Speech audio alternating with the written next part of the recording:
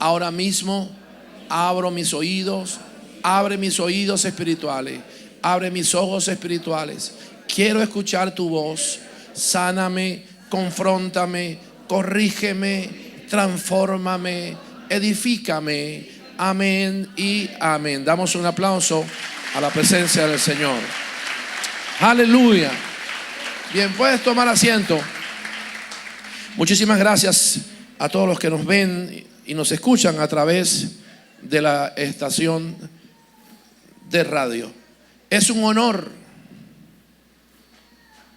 es un placer. Mi corazón se llena de alegría porque la Biblia dice que pacientemente debemos aprender a esperar en el Señor. Y quiero anunciar públicamente lo que será en pocos días la apertura de una nueva estación de radio para la ciudad, cuyo nombre será y es Destino, cuyo dial usted sabrá en los próximos días. Una estación de radio que pertenece y está bajo el aval de una organización mundial y que está bajo la presidencia y la presidencia de uno de los miembros de esta congregación, pero que está bajo la absoluta cobertura mía y de mi familia, y que viene de nuevo con una mayor presencia a restablecer lo que el Señor dijo, y que hemos entendido que la voz de Dios nadie la puede apagar. Nadie la puede apagar. Nadie la puede apagar. Nadie apaga la voz del eterno Dios Todopoderoso. Diga conmigo: Destino. Esa es mi estación de radio. Así que esté atento. Pronto, en el tiempo, le estaremos dando el dial o los diales, porque en la autorización, en el aval que recibimos por parte de los organismos competentes, de los medios alternativos y comunitarios del país, bajo la buena pro y fe de la Asamblea Nacional, se nos han sido otorgados a esta organización 2 diales para tener 2 estaciones de radio. Damos la gloria a Dios. Vamos a comenzar con uno. Comenzamos con uno. Y en la manera que el Señor nos indique, aperturaremos el segundo. Repito, esta estación de radio está bajo la presidencia de un miembro de esta congregación, bajo el aval de la Organización Mundial de Capellanes, pero bajo la cobertura del apóstol Elio Peña. Será una gran bendición. Será una gran bendición. Y pronto sabemos que el Señor también, así como nos abre esa puerta, nos abre la puerta para Peniel Televisión. ¿Usted lo cree? Yo lo creo. Yo lo creo. Que estamos más cerca que lejos de esa gran bendición. Usted va a orar solamente y esté atento a lo que viene para este país. Dicen amén por eso. Damos gracias al eterno Dios. Denle aplauso a la presencia del Señor.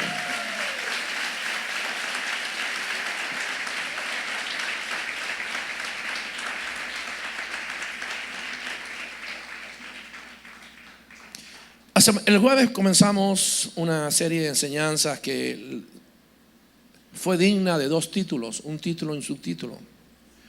Y llamamos la cátedra de Moisés y la silla de Moisés. Y que en medio de la enseñanza surge un segundo título y la llamamos la última mirada de la muerte, que nació del testimonio de una experiencia que tuve cuando recibo una llamada de que había una persona de esta congregación que se estaba muriendo. Y esa persona querida por nosotros, todos son queridos. Y fuimos a atender a esa persona. A mí me ha tocado ir a orar por personas que se han sanado, como me ha tocado ir a orar por personas que han muerto después de la oración, otros que han sido sanados después de la oración. Hay un punto A y un punto Z. El punto A es cuando tú naces y el punto Z es cuando tú mueres.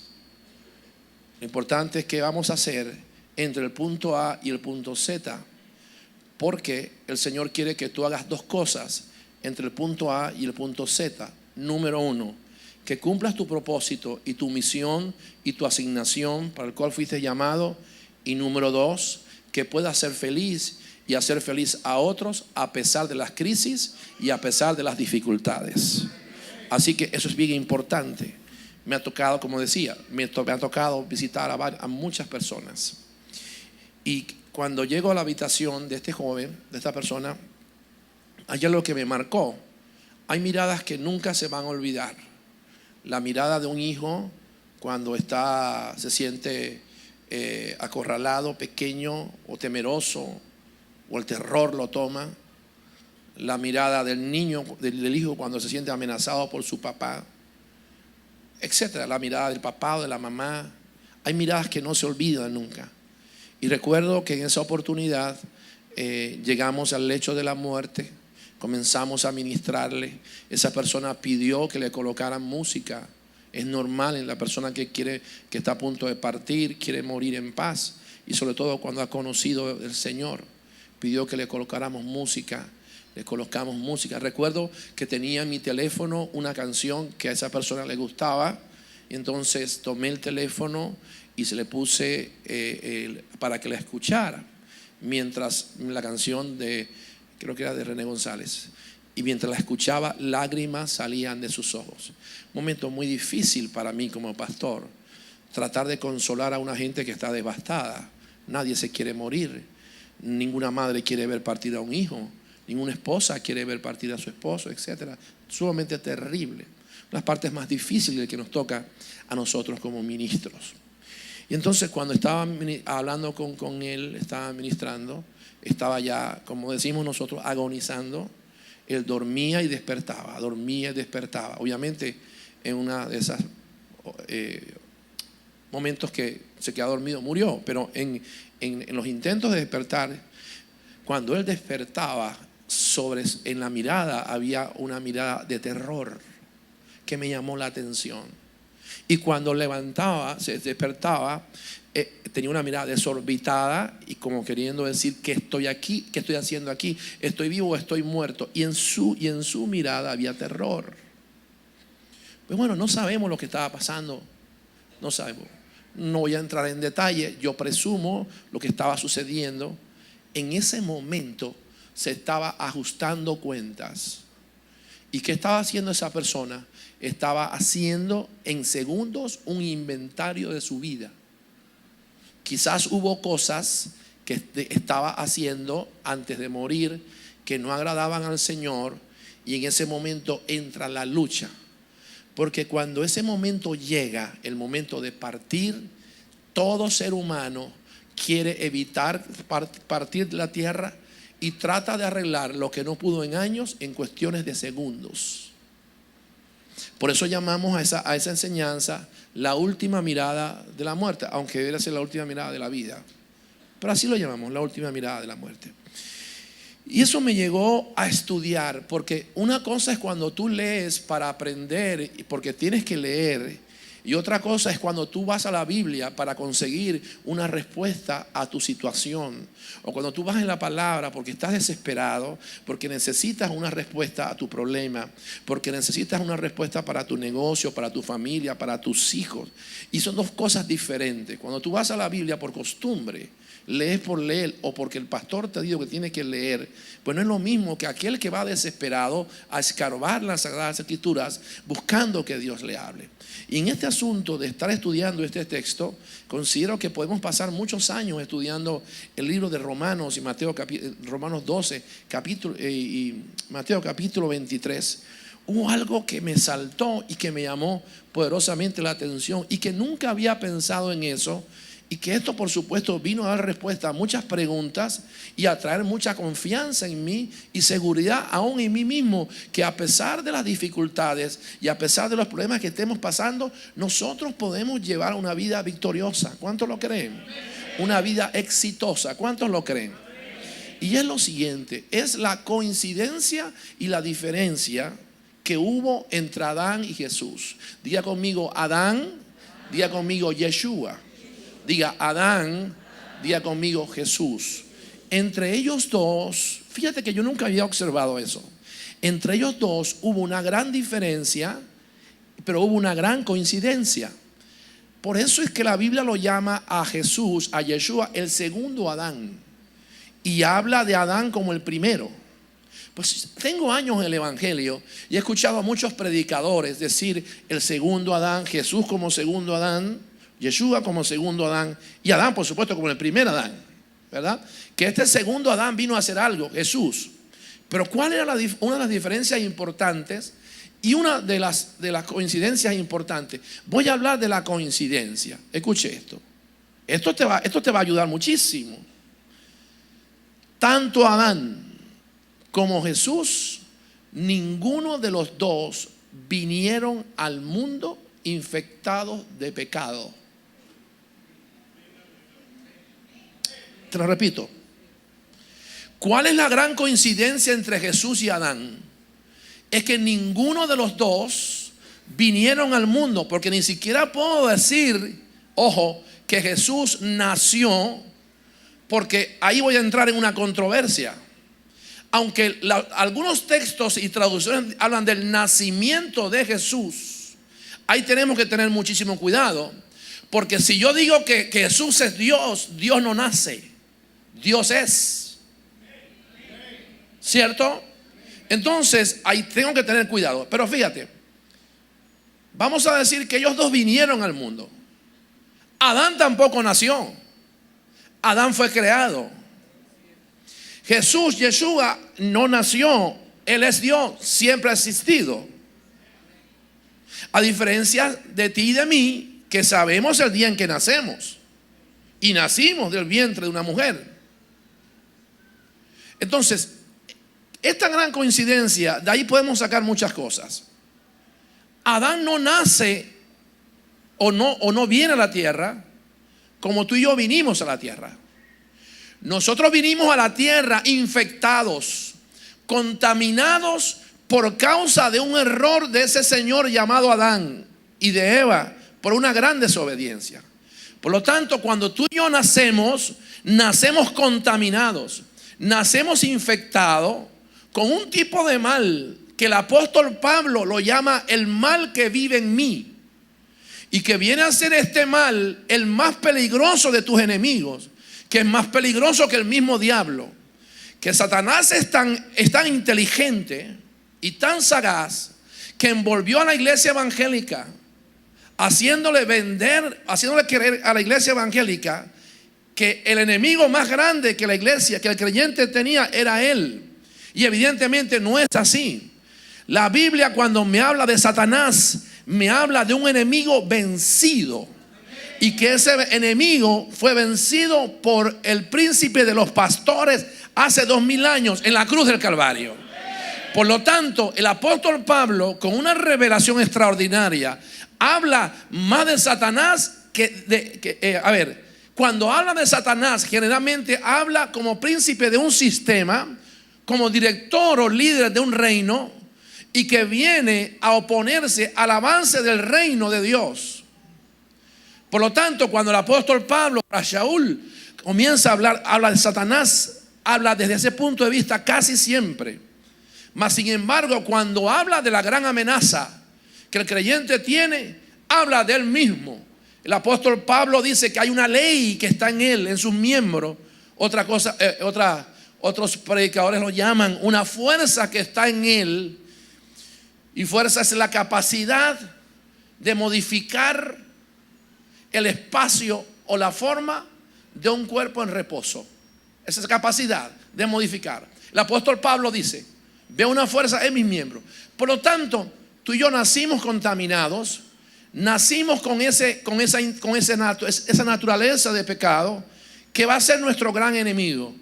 Con ella tenemos que luchar a diario, tenemos que librar batallas a diario y no la podemos perder de vista. ¿Cuántos dicen amén? Ahora, Adán no vino a la tierra con eso y Jesús tampoco vino a la tierra con eso. La Biblia dice, ahora, si yo ignoro esto, oiga, escuche, si yo ignoro esto, yo puedo entrar en una gran frustración, porque la Biblia dice que Jesús fue tentado en todas las cosas. Y si yo digo que voy a observar a Jesús como mi modelo a seguir, para entonces yo llevar una vida exitosa, pues yo puedo entrar en una gran frustración al decir una gran verdad. Y es que Jesús no pudo haber sentido o vivido cosas que yo viví, porque Jesús no nació infectado de pecado como tú y como yo. Esto es material pesado, simple pero pesado. Entonces, si yo no atiendo esto, yo entro en un problema. Como Jesús, ¿cómo voy a ir yo a tomar a Jesús como modelo yo, por ejemplo? ¿No? De problemas matrimoniales, por ejemplo. A él. No su palabra, a él. Si él no se casó. Ok, está su palabra, pero él. No sé cuántos me siguen hoy. Por lo tanto, yo debo darle sentido al texto cuando dice que fue tentado en todas las cosas. Entonces, ahí es donde yo entiendo que Jesús fue tentado en todas las cosas, no desde la perspectiva del ser humano, sino desde la perspectiva de Adán.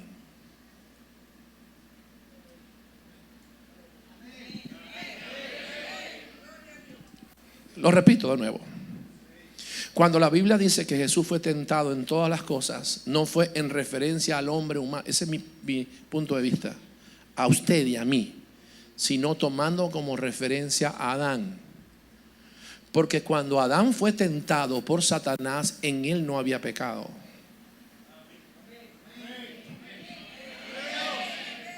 Y cuando Jesús fue tentado por Satanás, en él tampoco había pecado.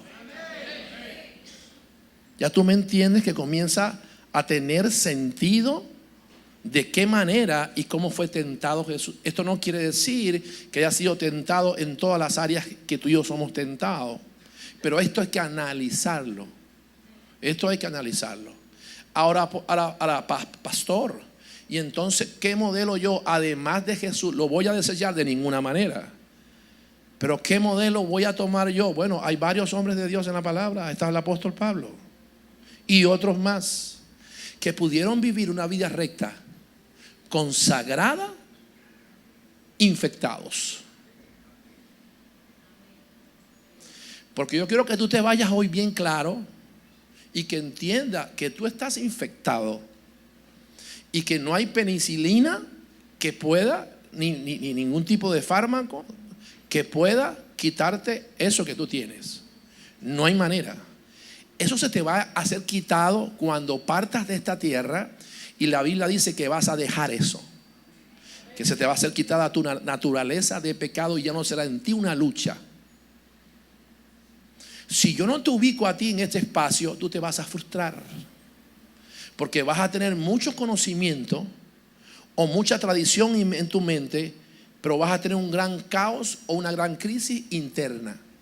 Porque tú vas a decir, lo que dicen es verdad, pero pónganse en mis zapatos. ¿Cómo hago yo para lidiar con esto que estoy viviendo?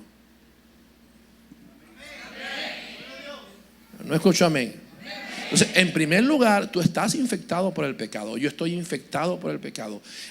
En ti, y esto es duro, en ti habitan dos cosas.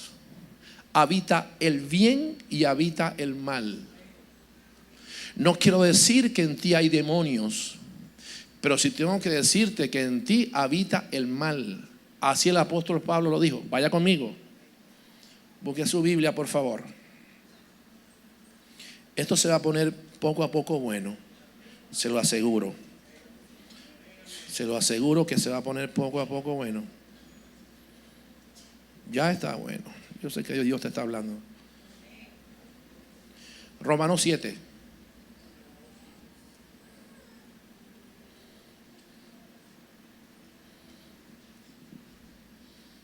Obviamente esto no es licencia para pecar, ni permiso para que hagamos nuestra vida un desastre.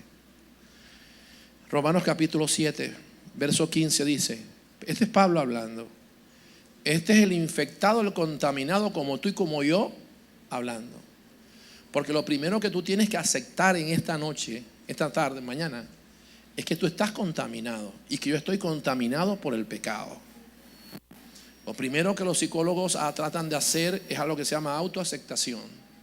Y tú tienes que entender que si tú y yo nos descuidamos, podemos llegar a ser las personas más viles de esta tierra, aunque tengamos mucha palabra y mucha experiencia, muchos años en el evangelio. Tú estás contaminado y estás infectado por el pecado, y ese va a ser tu gran lucha every day, todos los días. Lo que pasa es que esto no se habla, o no por lo menos desde este punto. Romanos capítulo 15 dice, Pablo hablando, porque lo que hago no lo entiendo. ¿Qué cosa? ¿Qué cosa? Dice Pablo. Porque lo que hago, ¿qué cosa dice? ¿Lo entiende o no lo entiende? Dice, porque lo que hago, dice Pablo, no lo entiendo. Pues no hago lo que quiero. Aquí está hablando obviamente el hombre espiritual. Sino lo que aborrezco, eso hago. Y si lo que no quiero, esto hago, apruebo que la ley es buena. Verso 17. De manera que ya no soy yo quien hace aquello, sino el pecado que mora en mí. Número 1. ¿Tienes un huésped en tu vida que duerme contigo, que está contigo, que va a ir todos los días contigo al centro comercial y se llama pecado? Es un huésped. Y yo sé que en mí, esto es, en mi carne, así lo define él. En mi carne no mora el bien, porque el querer el bien está en mí, pero no el hacerlo. Porque no hago el bien que quiero, sino el mal que no quiero, eso hago. Y si hago lo que no quiero, ya no lo hago yo, sino el pecado que mora en mí. Levanta tu mano y diga conmigo, en mí mora el pecado. Así que queriendo yo hacer el bien, hallo esta ley, que el mal está en mí. Porque según el hombre interior me deleito en la ley de Dios, pero veo otra ley en mis miembros o fuerza que se revela contra la ley de mi mente y que me lleva cautivo a la ley del pecado que está en mis miembros. Miserable de mí, ¿quién me librará de este cuerpo de muerte? Ves que en el verso siguiente no hay respuesta, solamente dice, gracias doy a Jesucristo, a Yeshua de Nazaret. Así que yo mismo con la mente sirvo a la ley de Dios, mas con la carne sirvo a la ley del pecado. ¿Cuántos bendicen su palabra? En pocas palabras, el apóstol Pablo, confundido, aturdido, habían cosas en él que no entendía, terminaba diciendo, es una guerra que tengo que librar a diario, es una lucha que tengo que librar a diario. Y aquí comienzo, ahora sí comienzo. Ayer en una red social coloqué un pensamiento que salió del corazón. Ese pensamiento decía que tu estilo de vida define tu destino, infierno o cielo. Tu estilo de vida define tu destino, cielo o infierno. Le invito a que entres al Facebook y puedas ir al comentario que hice, observarlo, lo colocamos y te vas a dar cuenta que hubo mucha controversia, e inclusive pastores conocidos de esta ciudad dieron su opinión, la cual respeto, contraria a lo que estaba escrito o lo que había escrito, y otros más. Y se armó una polémica en la red. Yo entiendo eso, porque yo estoy claro que quien define tu destino eterno es la fe en Jesús. Eso es papaya. ¿Eso es qué? Un ABC. Eso es un ABC. Tú vas al cielo, ¿por qué? Porque tienes que entregarle tu vida a Jesús y Él te conduce al cielo. Se sabe, eso yo lo sé. Inmediatamente se entra en la discusión en la red social y gente comienza a decir: no estoy de acuerdo, porque quien me conduce a mí es la fe en Cristo, amén. Pero es que esto va más allá, porque hay cosas que Dios te da que aún a los sabios y entendidos los va a dejar loco. No escúchame. ¿Por qué? Porque no van a estar en la onda de Dios para este tiempo. ¿Me está entendiendo? Entonces fíjate, tu estilo de vida define tu destino. Estilo de vida. Muchos pudiesen decir: usted está apoyando la ley o la doctrina de que la salvación es por obra. No. La Biblia dice que por sus frutos los conoceréis.